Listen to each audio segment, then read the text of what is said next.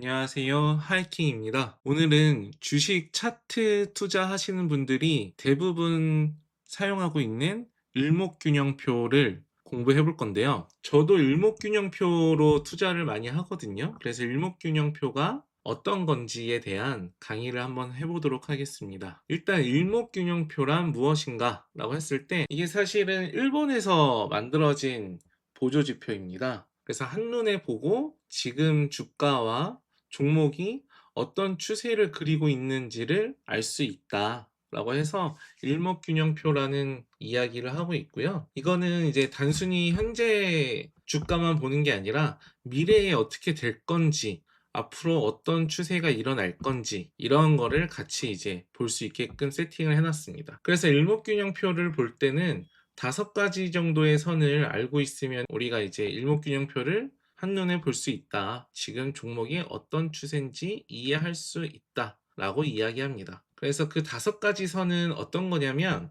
지금 보시는 게 삼성전자 최근 지표거든요. 이걸 일목균형표로 보조지표를 활용했을 때 나오는 화면이에요. 그래서 지금 요거를 보시면 기준선이라는 게 있고 전환선이라는 게 있습니다. 그리고 선행스팬, 선행스팬 2라고 해서 요 두 개를 겹쳐서 그 가운데 있는 것을 우리는 구름대라고 표현을 하고, 그 다음에 주가에서 지금 현재 주가에서 26일 전으로 똑같이 이렇게 선을 표시한 검정색이 후행 스팬이라고 합니다. 후행 스팬. 그래서 이 5가지를 이제 한번 볼 건데, 이걸 어떻게 보고 어떻게 투자를 하면 되는지, 우리가 매수 타이밍과 매도 타이밍은 어떻게 잡으면 되는지를 한번 보도록 하겠습니다. 일단 기준선인데, 기준선은 중기 이동평균선이라고 합니다. 우리가 5일 이동평균선, 10일 이동평균선 이렇게 말했듯이 일목균형표에도 이 기준선이 중기 이동평균선 역할을 해줍니다. 이 기준선은 26일간의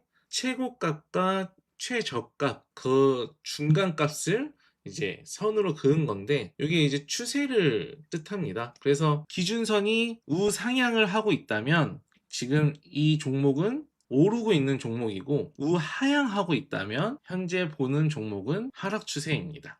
그리고 캔들도 기준선을 기준으로 지금 보시는 바와 같이 이렇게 캔들이 기준선보다 위에 있을 경우도 상승 추세가 되는 거고, 기준선보다 아래로 내려갈 경우도 하락 추세가 된다고 봅니다. 이거를 지금 아까 봤던 삼성전자 주가로 다시 보면, 이렇게 큰 화면으로 보면 이렇게 나옵니다. 지금 주가보다, 기준선보다 주가가 밑으로 내려갈 때, 이때는 하락 추세고, 다시 이 기준선보다 주가 캔들이 올라올 때, 이때는 이제 상승 추세라고 일목균형표에서는 표현을 합니다. 그리고 지금 이전에 이 기준선 밑으로 떨어질 것 같지만 떨어지지 않고 버텼다, 이거를 지지했다 라고 표현을 합니다. 그래서 이렇게 보시면 기준선만 보고도 투자가 어느 정도 가능한 건 이렇게 우상향하는 그래프를 보실 수 있습니다. 반대로 이번에는 기준선 밑에 내려올 경우에 어떻게 되는지 보시면 이렇게 전부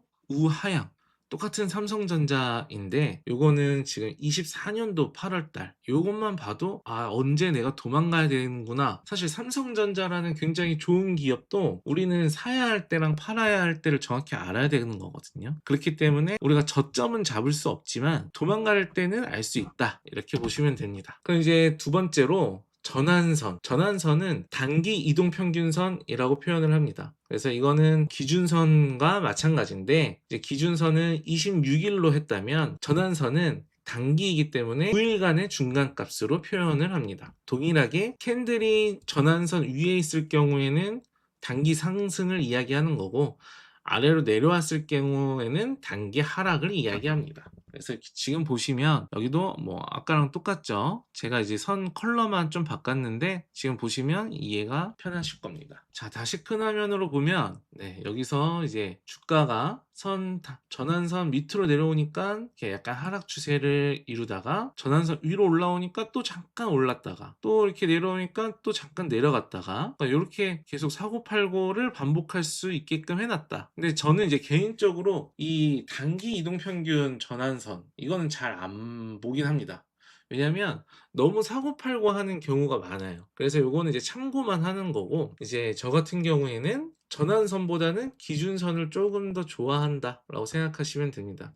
요거는 각자 성향에 맞춰서 하시면 됩니다. 그러면 이제 이 두 가지 기준선과 전환선을 활용해서 어떻게 이제 타이밍을 잡느냐, 매수 타이밍과 매도 타이밍을 어떻게 잡느냐라고 했을 때 크로스 전략을 쓰면 됩니다. 데드 크로스, 골든 크로스. 우리가 주식에서 뭐 5일 이동 평균선 이런 걸 이제 처음 배울 때 데드 크로스, 골든 크로스를 가장 처음 많이 공부를 하시거든요. 이것도 마찬가지예요. 이것도 그래서 같이 기준선과 전환선이 어떤 크로스가 나오느냐에 따라 매수냐 매도냐 이렇게 생각하시면 됩니다. 전환선이 보시면 이 전환선이 기준선을 밑으로 이렇게 내려갈 때, 지금 보라색 선이죠.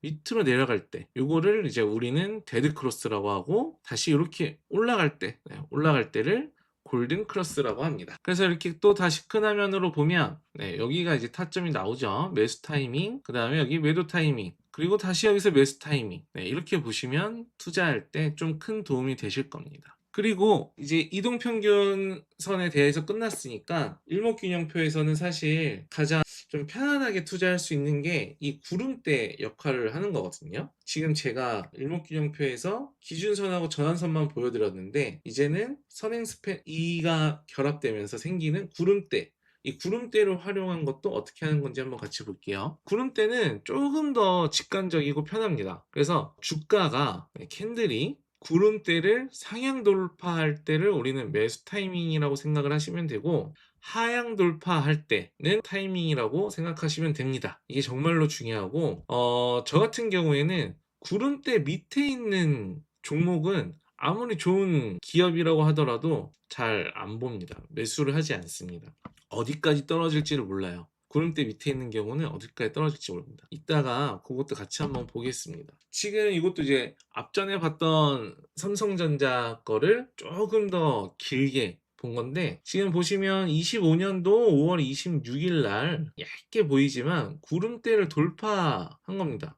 구름대 밑에 있다가 위로 올라왔어요, 주가가. 그러고 나서 지금 계속 우상향을 하고 있고, 이 구름대는 지지 역할도 해주고 있어요. 이렇게 구름대 밑으로 떨어지면 하락 추세라 그랬죠. 안 떨어지고 여기서 버티고 다시 올랐다가, 그리고 또 구름 가까이 붙어가면서 횡보해갖고 구름 가까이 붙었다가 또 구름을 살짝 밟으면서 다시 상승을 하고, 다시 또 구름하고 멀어지니까 구름으로 붙었다가 여기서 구름 벽처럼 지지를 하고 다시 지금 상승을 하고 있는 추세입니다. 지금 이렇게 보시면 이 밑에 있는 15년도가 너무 이렇게 작아 보여서 잘 안 보이실 것 같으니 좀 확대를 해볼게요.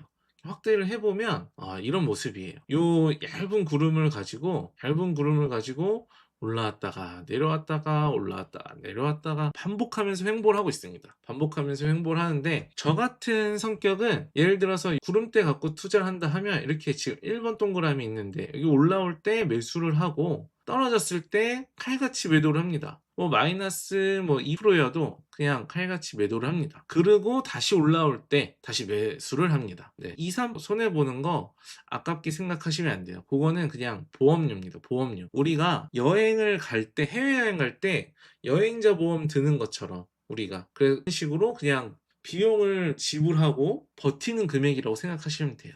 그리고 다시 여기서 매수를 했다가 올랐다가 또 떨어지니까 여기서 저는 또 다시 매도를 하겠죠. 이걸 반복해서 요쯤에서 이제 매수를 하면 아까 보신 대로 요쯤이 됩니다. 5월 26일 이쯤이 되면 이때부터 우상향하는 걸 마음 편하게 즐기실 수 있어요. 물론 지금은 과거 지표를 보기 때문에 당연히 이렇게 보면 마음이 편하지라고 말씀하실 수도 있는데, 이거를 여러 번 반복해서 하다 보면 이 지표에 대한 신뢰도가 쌓이면 굉장히 마음 편하게 투자도 할 수 있고, 그리고 이제 약간 고점이다 생각될 때 조금씩 분할 매도하면서 리밸런싱을 하면 충분히 익절을 할 수 있습니다. 그러면 이제 반대로 구름 밑으로 가면 어떻게 되는지 볼게요. 이거는 똑같은 3전인데 14년도 지표예요. 4년도 보시면 구름을 이렇게 뚫고 올라와서 다시 상승을 했다가 지금 좀 며칠 지나서 구름 밑으로 떨어집니다. 그래서 이렇게 구름 밑으로 떨어지는데, 그러면 하락 추세라고 이야기를 했었죠. 하락 추세. 구름 밑에 있으면 반대로 구름이 지지가 아니라 저항을 합니다. 천장이 막힌 거예요.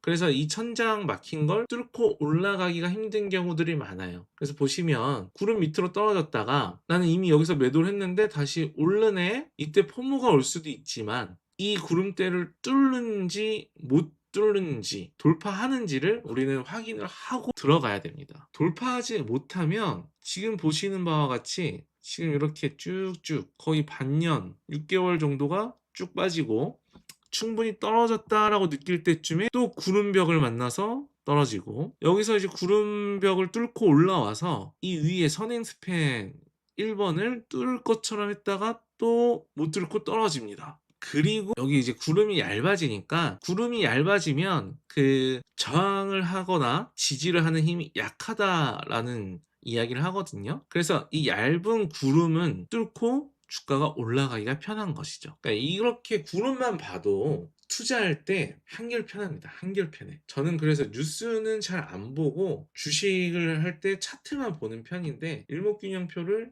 굉장히 신뢰하는 편입니다. 이제 마지막인데 후행스팬입니다. 후행스팬. 후행스팬은 오늘 주가에서 26일 전에다가 선을 그은 거예요. 26일 전. 그렇게 되면 우리가 약간 좀 물량이 물려 있다 이런 표현하는 구간을 이 후행 스팬이 어느 정도 점검을 해준다고 보시면 됩니다. 그래서 검은색으로 제가 표시한 후행 스팬 과거의 캔들을 뚫고 위로 올라가면 이제는 좀 상승 추세다라고 이야기를 합니다. 이것도 어떤 이야기냐면 이렇게 화면으로 보시면 6월 16일 최근 주가죠. 여기서 26일 전에 이렇게 선이 그어집니다. 그래서 지금 현재와 중간 26일 거의 한 달 정도의 사이에는 이 검정 지표가 생기지 않아요. 그래서 지금 이렇게 보시면 이렇게 전부 이 현재 주가 캔들 그대로 모양을 본따 있는 걸 보실 수 있어요. 그런데 여기 보시면 26일 전인데 여기 이렇게 이제 캔들을 뚫고 올라왔죠. 지금 캔들 밑에 있다가 캔들을 뚫고 올라왔습니다. 그리고 여기서는 캔들 위에 있다가 캔들 밑으로 내려왔어요. 이 구간을 악성 매물 소화 구간이다 라고 표현을 합니다. 그래서 이렇게 캔들 밑으로 스윙 스팬이 내려오면 약간 분위기가 쎄한데? 라고 생각하실 수 있고 이게 다시 캔들 위로 올라오면 이 검정색의 후행 스팬이 다시 캔들 위로 올라오면 어느 정도 악성 매물들이 소화가 되었구나. 그럼 다시 상승 추세를 기대할 수 있겠다 생각하시면 됩니다. 그럼 이제 하락장일 때는 어떻게 됐나 같이 보시면 이것도 삼성전자 그래프인데 후행 스팬이 떨어졌죠. 밑으로. 네, 밑으로 떨어졌습니다. 밑으로 떨어진 순간 계속 이제 캔들 밑으로 와장창창창 떨어져서 여기서도 올라올 것 같다가 결국 못 올라왔죠. 이걸 이제 스윙 스팬으로 보는 저항 구간이다 라고 표현을 합니다. 여기도 올라오려다가 못 올라오고 그래서 이제 여기서 계속 이제 횡보를 하고 결국에는 상승을 했습니다. 이런 것만 알아도 조금 더 투자하는 데 있어서 마음 편안하게 투자를 하실 수 있습니다. 그러면 지금까지 보셨던 후행 스팬하고 이 앞전에 봤던 구름대하고 같이 이제 볼 거예요. 일목균형표는 사실 처음 말했던 기준선 전환선까지 다 같이 보는 건데 이제 다시 한 개씩 쪼개서 봤던 걸 한 개씩 더해가지고 합쳐서 한번 보도록 할게요.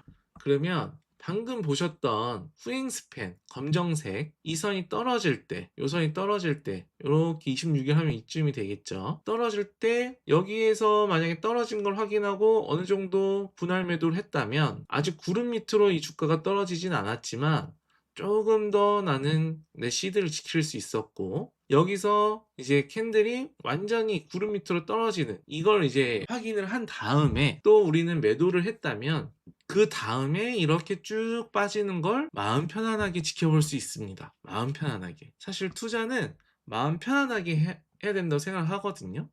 그렇기 때문에 이것만 키셔도 잡주는 사실 좀 어려운데 대형주들, 시총 큰 사이즈 큰 것들은 작전이 힘들기 때문에 충분히 가능합니다. 지금 이해되시죠? 그럼 반대로 후행 스팬하고 구름하고 같이 한번 보면 여기서 이렇게 후행 스팬이 올라왔을 거고 올라오신 거 보이시죠? 그 다음에 그냥 편안하게 우상향 하는 그래프입니다. 지금 제가 일부러 삼성전자 걸로만 보여드리는데 갖고 계신 종목들로 한 번씩 이렇게 점검해 보세요. 그러면 이렇게 흘러가는구나 하고 이해가 되실 겁니다. 그래서 이제 일목균형표를 이제 후행 스팬하고 구름대만 봤는데 전체 통합을 해보면 단기, 중기, 기준선, 전환선 요거 골든 크로스를 우리는 확인을 하시면 되고, 그 다음에 구름대가 어떻게 되어 있는지 확인을 하시면 되고, 그 다음에 구름대를 돌파했는지 돌파하지 못했는지, 그 다음에 후행 스팬은 캔들보다 위에 있는지 아래에 있는지 이걸 보시고, 보조지표를 보시면 일목균형표를 보시면 이제 한눈에 좀 들어오실 겁니다. 지금 보시는 거는 처음에 봤던 일목균형표의 기준선 전환선과 후행 스팬 구름대가 전부 다 나온, 이게 이제 완성본이죠. 이걸 같이 보시는 건데, 지금 여기서부터 후행 스팬하고 구름대만 봤을 때도 우상향을 하고 있고, 요 중간중간 보시면 초록색이 기준선이고 보라색이 전환선인데, 요 중간중간 이렇게 횡보할 때쯤에 뭐 데드크로스 나왔다가 골든크로스 나와서 다시 올라갔다가 여기서 다시 데드크로스 나왔다가